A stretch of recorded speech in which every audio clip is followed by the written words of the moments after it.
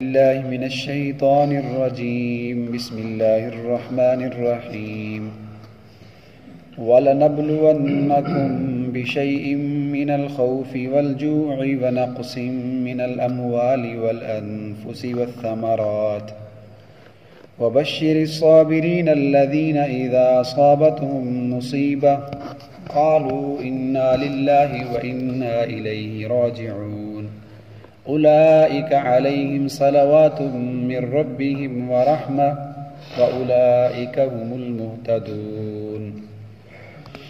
صدق اللہ العظیم۔ سورۃ البقرہ دوسرا سپارہ ہے، آیت نمبر 155 تا 157 تلاوت کی ہے۔ اللہ پاک کا ارشاد گرامی ہے وَلَنَبْلُوَنَّكُمْ بِشَيْءٍ مِّنَ الْخَوْفِ وَالْجُوعِ، اور البتہ ہم ضرور تمہارا امتحان لیں گے، تمہیں آزمائیں گے کسی نہ کسی چیز کے ساتھ۔ من الخوف والجوع، کبھی بھوک کے خوف کے ذریعے، کبھی بھوک کے ساتھ، اور کبھی مال جان اور پھلوں کی کمی کے ساتھ۔ وبشر الصابرین، اور اس امتحان میں جو لوگ صبر کرتے ہیں ان کو خوشخبری دے دیں۔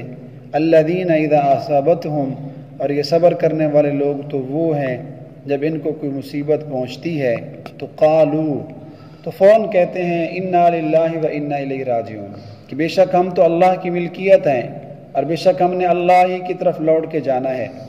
اولئک علیہم صلوات من ربہم، یہی صبر کرنے والے جو لوگ ہیں نا، ان کے اوپر اللہ کی خصوصی رحمتیں ہیں، ورحمۃ، اور عمومی رحمتیں ہیں، واولئک هم المہتدون، اور یہی لوگ اصل میں ہدایت پانے والے ہیں۔ اللہ پاک ارشاد فرماتے ہیں کہ ہم تمہیں دنیا میں بہت ساری آزمائشوں کے ساتھ، بہت سارے امتحانات میں تمہارا جائزہ لیں گے، تمہارا امتحان ہوگا، تمہیں جانچیں گے، ہم تمہیں پرکھیں گے۔ وَلَنَبْلُوَنَّكُمْ بِشَيْءٍ، کسی نہ کسی چیز کے ساتھ تمہارا ہم امتحان ضرور لیں گے۔ مومن بندہ قدم قدم پر آزمائشوں، مشکلات اور پریشانیوں کے اندر گرا رہتا ہے، اور یہ اصل میں اللہ تعالیٰ اپنے جو پیارے بندے ہوتے ہیں اللہ کے جو قریبی لوگ ہوتے ہیں، جو اللہ کے جتنا قریب ہوتا جاتا ہے اتنی آزمائشیں اس پر زیادہ آتی جاتی ہیں۔ تو یہ اللہ پاک کا قانون ہے، دستور ہے کہ میں تمہیں آزماؤں گا۔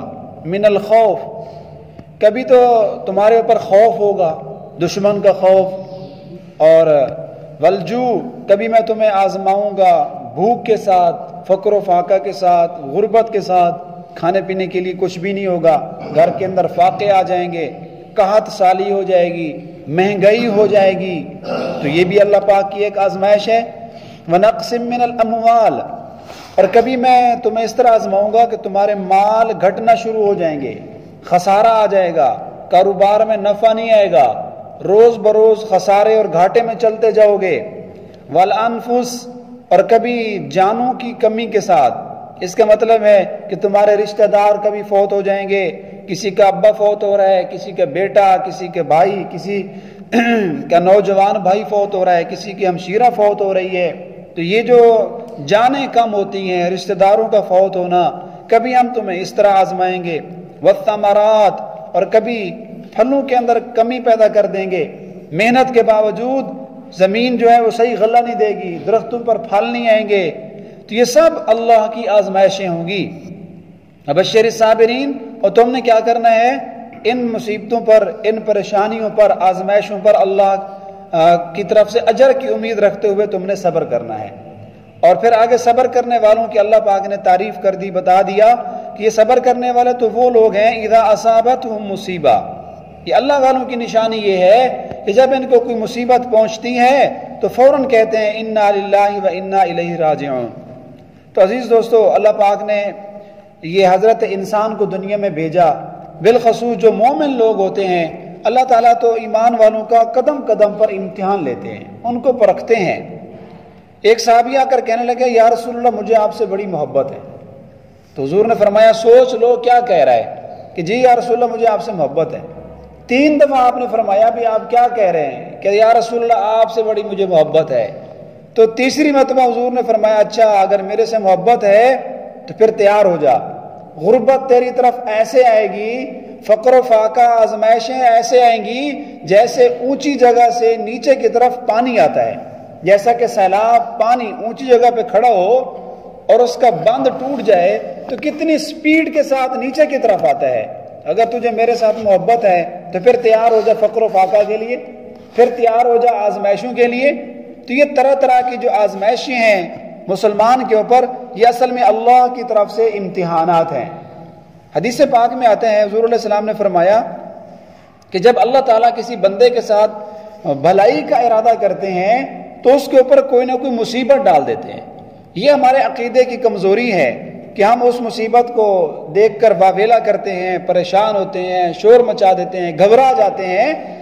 تو بڑے لوگوں کا، بڑے دل والے لوگوں کا، جو اولیاء اللہ ہوتے ہیں، حضرات انبیاء کرام کا طریقہ جو رہا کہ وہ اگر اللہ کی طرف سے نعمت پہنچ جائے تو بڑی خوش دلی کے ساتھ شکر ادا کرتے ہیں، اور اگر آزمائش اور مصیبت آ جائے تو اس کے اوپر بھی اللہ کا شکر ادا کرتے ہیں۔ ایک حدیث میں ہے کہ جب کسی آدمی کا چھوٹا بچہ فوت ہو جائے دنیا کے اندر اور فرشتے اس کی روح نکال کے اللہ تعالیٰ کے پاس جاتے ہیں تو اللہ ان سے پوچھتے ہیں کہ کیا آپ نے میرے بندے کے بچے کی روح قبض کر لی؟ فرشتے کہتے ہیں جی یا اللہ، ہم نے اس کے بچے کی روح قبض کی ہے۔ تو اللہ فرماتے ہیں کہ آپ نے اس کے دل کا جو ایک پھل ہے، آپ نے دل کا پھل لے لیا۔ تو فرشتے کہتے ہیں جی یا اللہ، واقعی ہم نے پھل لے لیا ہے۔ تو اللہ تعالیٰ پھر پوچھتے ہیں کہ اچھا وہ میرا بندہ کیا کہہ رہا تھا، اس بندے کی کیفیت کیا تھی جب اس کا بچہ فوت ہوا؟ تو فرشتے بتاتے ہیں کہ یا اللہ، وہ انا للہ و انا الیہ راجعون پڑھ رہا تھا اور تیری تعریف کر رہا تھا، اتنی بڑی مصیبت پر بھی اس نے الحمدللہ کہا۔ تو اللہ تعالیٰ فرماتے ہیں چلو پھر اس کو جنت میں لے جاؤ اور اس کے لیے جنت میں ایک بہت بڑا محل بناؤ اور اس کا نام رکھ دو بیت الحمد۔ تو اگر کوئی آدمی مصیبت کے اوپر اللہ کا شکر ادا کرتا ہے، غربت آ جائے اللہ کا شکر، اگر کسی ہمسائے کا خوف ہے، دشمن کا خوف ہے، یا کبھی مال میں کمی آ جاتی ہے، کوئی رشتہ دار فوت ہو جاتا ہے، اور کبھی ثمرات پھلوں اور غلے کے اندر کمی ہو جائے، تو ہمارے لیے حکم یہ ہے کہ ہم اس پر انا للہ پڑھیں، اور انا للہ پڑھنے پر بہت بڑا اجر ہے۔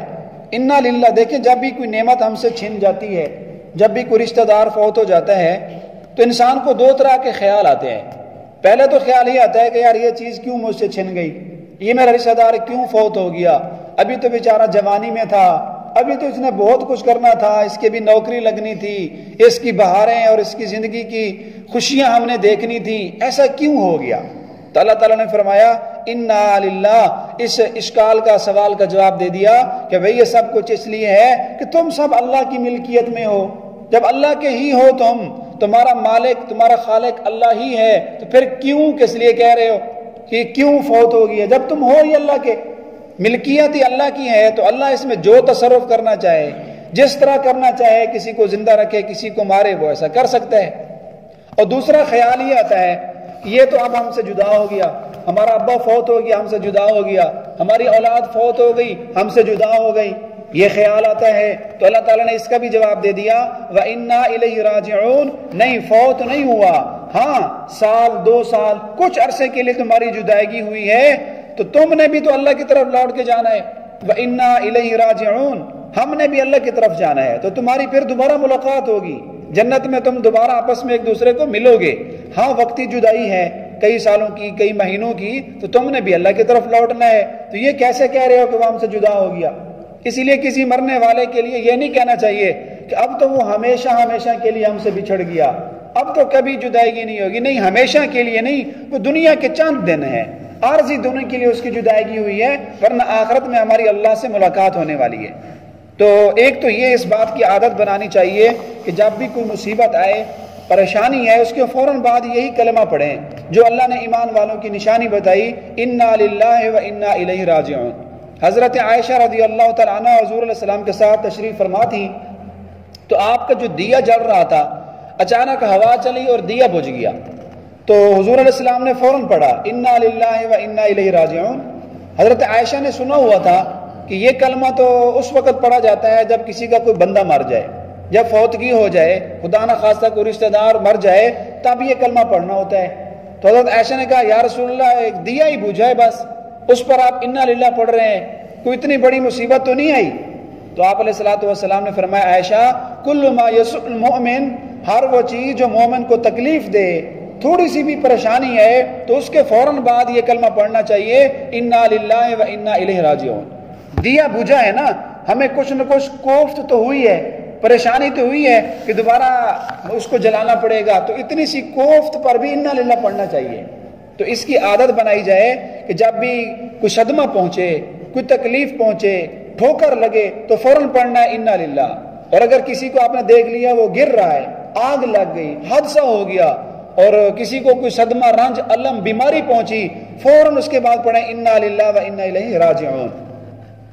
تو ایک اور حدیث پاک میں جس میں صحیح طور پہ محدثین نے لکھا ہے، بخاری شریف کی حدیث ہے کہ جب روز قیامت اللہ تعالیٰ مصیبت والوں کو اجر دیں گے، جن کو دنیا کے اندر طرح طرح کی مصیبتیں آئیں، ساری زندگی غربت کے اندر، فقر و فاقہ کے اندر گزار دی، کبھی سکھ، چین، آرام، سکون بالکل دیکھا ہی نہیں ہے، اور آزمائشیں ہی آزمائشیں رہیں، جب ان لوگوں کو اللہ تعالیٰ اجر دے رہا ہوگا، یہ اللہ تعالیٰ کے ہاں ثواب لے رہے ہوں گے، تو وہ لوگ جنہوں نے ساری زندگی امن سکون میں گزاری، کبھی ان کو پریشانی تک آئی بھی نہیں، یہ لوگ ان مصیبت والوں کے اجر ثواب کو دیکھ کر خواہش کریں گے اور یہ کہیں گے کاش ہمارے چمڑے کینچیوں کے ساتھ کاٹے جاتے، کاش ہماری کھالوں کو کینچیوں کے ساتھ ٹکڑے ٹکڑے کر دیا جاتا، اور ہمیں آج آخرت میں اس پر اجر ملنے والا ہے۔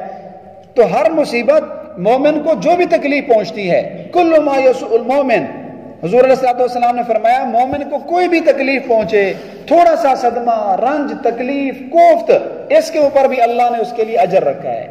حتیٰ کہ حدیث پاک میں آتا ہے کہ اگر کسی مسلمان کو کانٹا بھی چبھا ہے، پاؤں کے اندر کانٹا لگ گیا، سوئی چبھ گئی، تھوڑا سا صدمہ ہوا، تو اس کانٹا چبھنے پر بھی مسلمان کو اجر ملنے والا ہے۔ مسلمان کی دو ہی حالتیں ہیں، یا خوشی کی حالت ہے یا رنج الم کی حالت ہے، اور یہ دونوں مسلمان کے لیے مفید ہیں، فائدہ مند ہیں۔ خوشی کی حالت میں ہوتا ہے تو الحمدللہ پڑھتا ہے، تو یہ بھی اس آخرت کے لیے نفع ہے، اور اگر غمی کی حالت ہے پھر الحمدللہ پڑھتا ہے، اس میں بھی مومن کا فائدہ ہے۔ مومن کا تو ہر لمحہ، ہر آن، ہر منٹ، سیکنڈ وہ اجر و ثواب سے خالی نہیں ہے۔ تو عزیز دوستو، یہ اللہ پاک کا قانون ہے کہ دیندار لوگوں کے اوپر اللہ پاک خود فرما رہے ہیں مصیبتیں آئیں گی، کبھی خوف ہوگا، کبھی غربت، فقر و فاقہ ہوگا، لیکن تم نے کیا کرنا ہے؟ بشر الصابرین، اس کے اوپر صبر کا مظاہرہ کرنا ہے۔ امام شافعی رحمہ اللہ اس کی تفسیر ذرا دوسرے انداز میں کرتے ہیں، فرماتے ہیں خوف کے ساتھ آزمائیں گے، اس خوف سے مراد اللہ کا تقوی ہے، کہ ہم دیکھیں گے کہ تمہارے دل میں اللہ کا خوف کتنا ہے، تمہارے دل میں اللہ کا ڈر کتنا ہے، اس کے ساتھ ہم آزمائیں گے، تمہیں چیک کریں گے۔ والجوع، اور بھوک کے ساتھ، بھوک سے مراد امام شافعی فرماتے ہیں اس سے مراد روزہ ہے، کہ ہم دیکھیں گے کہ تم روزے رکھتے ہو یا نہیں رکھتے، کیونکہ روزے کے اندر بھی بھوکا رہنا پڑتا ہے۔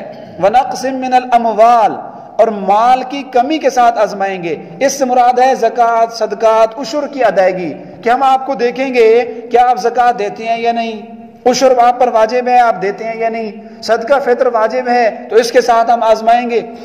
والانفس، اور جانوں کی کمی، اس کا مطلب ہے کہ امراض آ جائیں گی، وبائیں پھیل جائیں گی، طاعون پھیل جائے گا، کورونا وائرس آ جائے گا، ہلاکتیں ہی ہلاکتیں، اموات ہی اموات، ہر طرف لوگ ہلاک ہو رہے ہیں، مر رہے ہیں، تو یہ بھی اللہ کی آزمائش ہے، اس کے ساتھ بھی ہم آزمائیں گے۔ والثمرات، اور پھل کم ہو جائیں گے، یعنی غلہ زمین جو ہے وہ کھیتیاں دینا چھوڑ جائے گی، تو یہ اللہ تبارک و تعالیٰ کی طرف سے کچھ آزمائشیں ہیں۔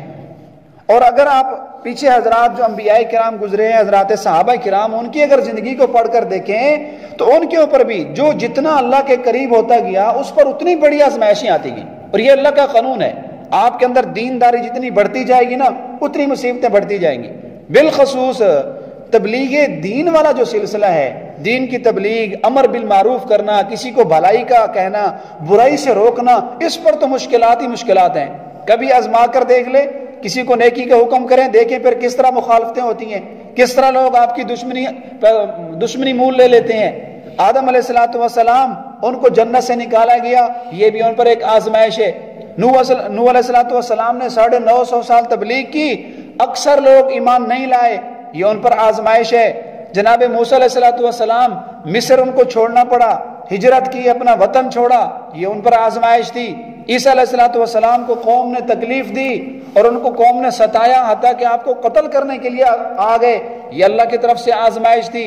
اور انبیاء کرام کو آرے کے اندر چیر دیا گیا، یوسف علیہ السلام کو کنویں میں ڈال دیا گیا، اور حضرت زکریا علیہ السلام پر آزمائشیں آئیں، ایوب علیہ السلام پر اتنی بہت بڑی آزمائش آئی کہ اللہ نے ان کو بیماری میں مبتلا کر دیا، بیوی اولاد سب کو چھن گیا، یہ سب کچھ، حتیٰ کہ حضور علیہ الصلوۃ والسلام کو بھی تبلیغ کے سلسلے میں آپ کو زہر کھلایا گیا۔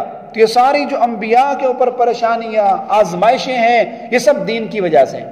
اور صحابہ کرام کو اگر دیکھ لیں، حضرت زنیرہ رضی اللہ تعالیٰ عنہ کی آنکھیں نکال دی گئیں، حضرت سمیہ رضی اللہ تعالیٰ عنہ اونٹ کے ساتھ ان کو باندھ کر ان کے جسم کے 2 ٹکڑے کر دیے گئے۔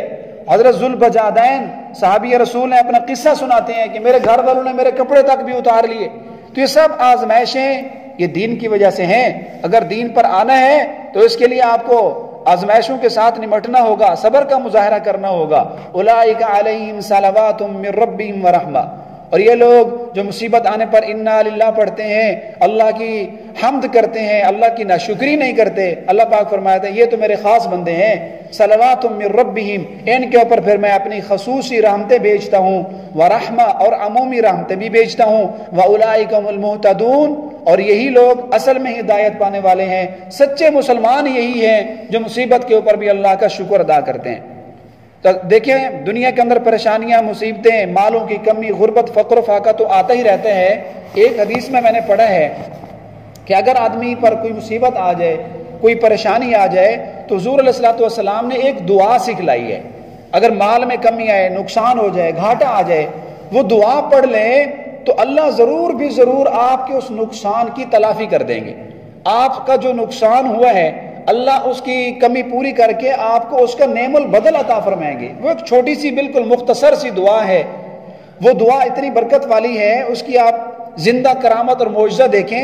ہماری اماں ام سلمہ رضی اللہ تعالیٰ فرماتی ہیں کہ جب میرا شوہر ابو سلمہ فوت ہو گیا تو میں نے وہی دعا پڑھی تھی۔ وہ دعا کیا ہے؟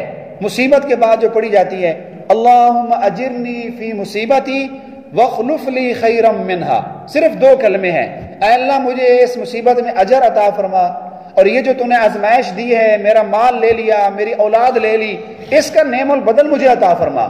تو ام سلمہ فرماتی ہیں میں نے یہی دعا پڑھی، میرا شوہر ابو سلمہ فوت ہو گیا، میں نے یہ دعا پڑھی، اللہم اجرنی فی مصیبتی، اے اللہ میرا گھر والا فوت ہو گیا، کتنی بڑی آزمائش ہے، اس کا مجھے اجر دے، وخلف لی خیرا منہا، اور اس کا مجھے نعم البدل عطا فرما۔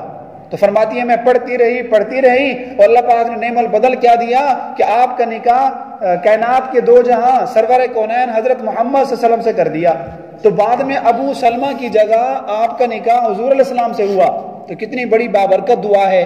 کسی بھی مصیبت کے بعد، کسی بھی نقصان کے بعد اگر ہم یہ دعا پڑھ لیں یقین کے ساتھ، امید کے ساتھ، تو اللہ ہمارا وہ جو نقصان ہوا ہے اس کی تلافی کر دیں گے اور اس کا نعم البدل ہمیں عطا فرما دیں گے۔ اللہ تعالی ہمیں ان آزمائشوں پر، ان مصیبتوں کے اوپر صبر کرنے کی توفیق عطا فرمائے۔